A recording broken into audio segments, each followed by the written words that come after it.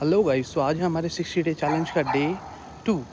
सो day 1 की हमारी update कुछ इस तरीके से यार कि हमें इंटरव्यू का कॉल तो यार मुझे आया है। और आप मतलब विश्वास नहीं करोगे कि मेरा इंटरव्यू जो है वो शेड्यूल यानी कि वो आगे हो ही नहीं पाया। उसका रीज़न ये है कि जो कंपनी ने एज लिमिट रखी थी ना, मैं उससे थोड़ा सा बाहर निकल गया। तो गाइज़, ये जो हम एज लिमिट की वजह से जो हमारे इंटरव्यू रह जाते हैं, क्या वो हमारे स्किल्स को डिफ़ाइन कर सकते हैं? मतलब एज लिमिट की वजह से आप इंटरव्यू से रिजेक्ट हो गए। और मतलब मुझे ऐसा आप लोगों से पूछना है यार, क्या ये कंपनी जो एज लिमिट सेट करती हैं, तो वो बंदे का जो कैलिबर होता है उसके अकॉर्डिंग होता है, या फिर ये एज लिमिट होनी चाहिए या नहीं होनी चाहिए? क्योंकि यार देखो, मुझे नहीं लगता है कि मैं अपनी जिस जॉब को अभी तक कर रहा था उसके लिए कहीं से भी अनफिट हूँ।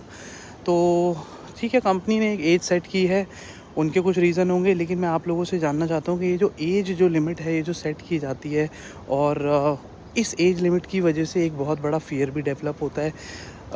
होता है, डेफ़िनेटली होता है यार। लोग पहले से ही सोचने लग जाते हैं, यार अब तो मेरी उम्र हो गई है।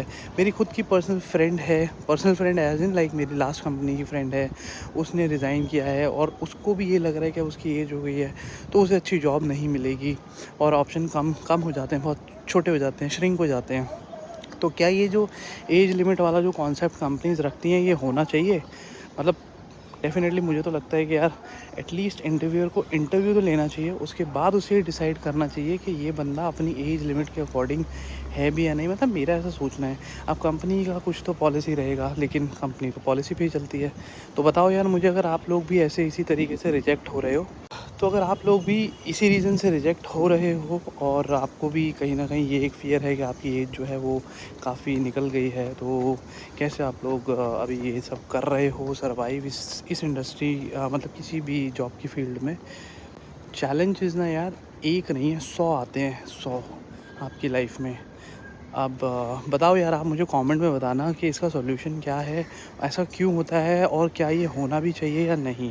क्योंकि ये बहुत इम्पोर्टेंट एक चीज़ है। एक एज के हिसाब से एक पूरा बहुत बड़ा जो तबका होता है ना, वो गायब हो जाता है, इंटरव्यू के लिस्ट से ही गायब हो जाता है। और जो कि मुझे नहीं लगता कि सही है।